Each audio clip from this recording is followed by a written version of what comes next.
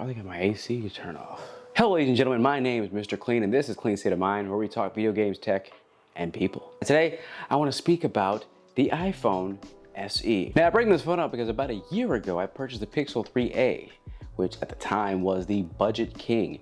For $399, you got pure Android and one of the best cameras on the market. This year, we get the iPhone SE, which is basically just the iPhone 8. But instead of the A11 Bionic chip, you get the A13 that happens to be in the latest iPhone 11 and iPhone 11 Pro Max and all the other, it's current. Now what this video is gonna simply do, I'm not here to waste your time. I'm gonna break down both of these phones in 3 different categories. We're gonna do build quality, camera quality, and software. But not software in the sense that you think of, like iOS versus Android. That's very subjective, and I'm not here to tell you what you like. If you like iOS, you know you like iOS, and if you like Android, you know you like Android. So here we go. Now to begin with, the build quality on both phones is where I do enjoy the design of the Pixel 3a, the iPhone SE is made of aluminum and glass like its original iPhone 8 flagship at the time. Even though I do like the soft plastic back of the Pixel 3a, I kind of have to give this to the iPhone 8 just due to the fact that it's made of better material, thus it's more durable. But if you're rocking a case like I do, then it really doesn't matter which one you pick. Doesn't matter. Now when we turn these phones around and we hit the screen, yeah, the Pixel 3a, a 1080p AMOLED display it's way better. It's far and beyond better than what you're getting on the iPhone 8. I'm not saying the iPhone 8 is a bad screen, but holding them side by side or using them on a daily basis, you'll notice the difference. And the Pixel 3a wins as far as screen resolution and screen quality, but as far as build quality, I give it to the iPhone 8. Or, sorry, even I messed up, the iPhone SE 2020 edition. Now, next up, we have camera quality. Now here, unfortunately, once again, the Pixel 3a is definitely gonna take better photos. Now, right here, you can see that the software on Google's side is definitely running a lot better than on the iOS side. The Pixel 3a's pictures are just so much better. So there's so much more saturation. Now, of course, you can edit them in post, but the pictures you're gonna get out of the Pixel 3a are just way better. Especially the fact that Pixel 3a has dark mode, which brings out the best in photos in low light situations, as you can see right here. But if you're, as far as video is concerned, both of these phones are pretty comparable. I would give the edge to the iPhone, but regardless on this front, if you're looking for the best camera, I will go the Pixel route. Matter of fact, I would just wait because it's not a matter of time before the Pixel 4a comes out, right? I don't think the build quality is gonna compare unless they decide to go glass and aluminum, but I would wait. Maybe they give you a second camera. Then at that point, I would just go straight Pixel. Or would I? Now, when I first got my iPhone SE 2020 edition, I was easily able to transfer all the data from my iPhone XR, which I switched from, because there's no need for me to have the extra screen real estate. I have, I don't have very large hands, as I don't know if you would. Don't have very large hands, so the iPhone SE definitely just fits nicely. I can reach every single part of the screen without any issue, and to me that's more important than having the extra screen real estate. Now, one thing that I noticed about the iPhone SE 2020 edition is that even with everything from my previous phone installed, I only used 30 gigabytes of storage. Now, I know you're thinking to yourself, okay, so what? Well, I picked up my Pixel 3a for the first time in a long time.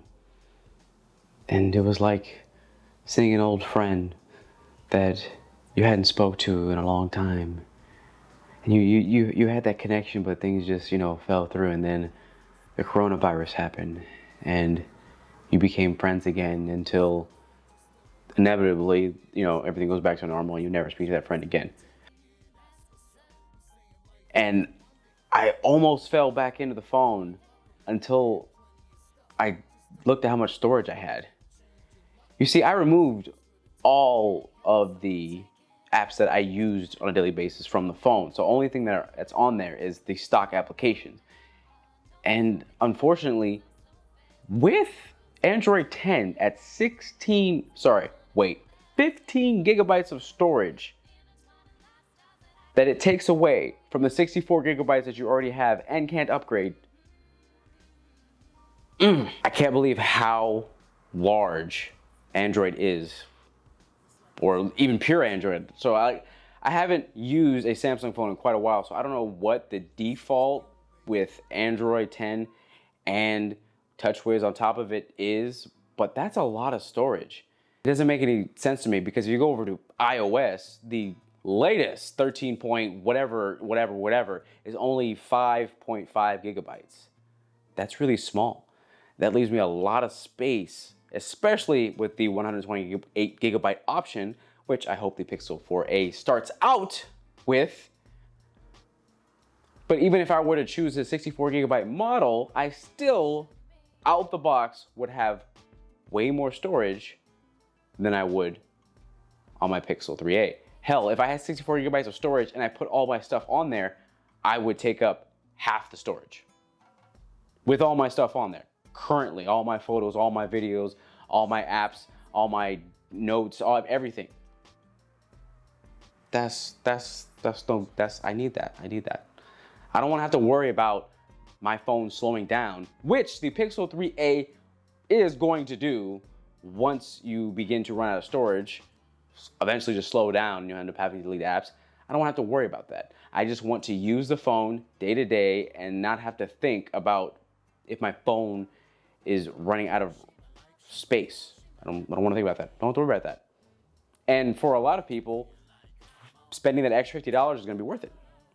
So to me, as of right now, until Google comes out with the Pixel 4a, I think personally the iPhone SE is the best deal you can get right now as far as price to performance on a cell phone.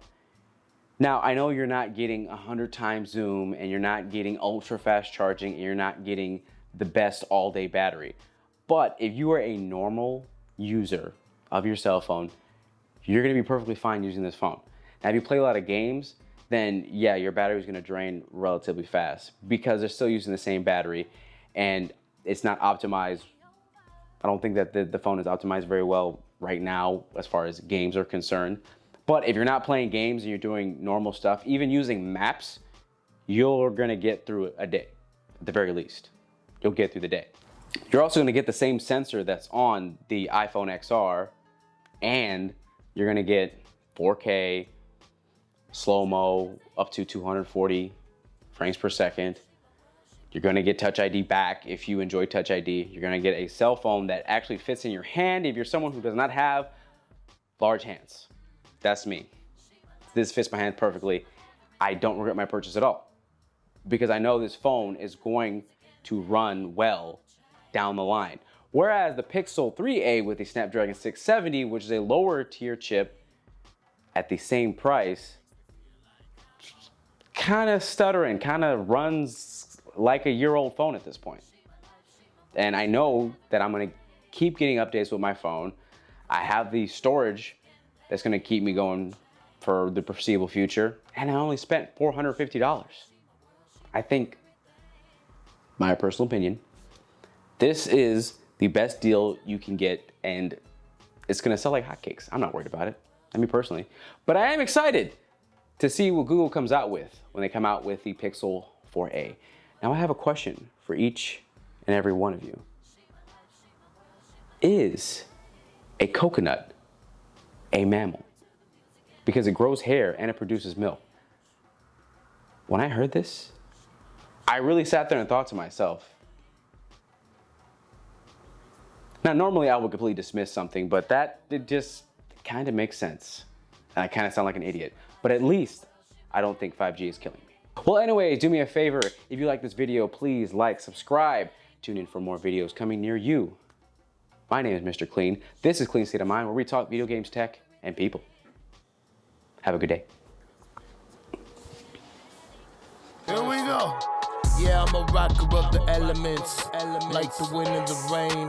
I be burning up the spot with the mythical flame. I be eliminating physical pain on the spiritual plane. This ain't a game, Thurst One is the name, man. Me and my team, we be doing some things. Be the change, keep it strange, and make sure that it bangs. Out to speak it to the people, they're simply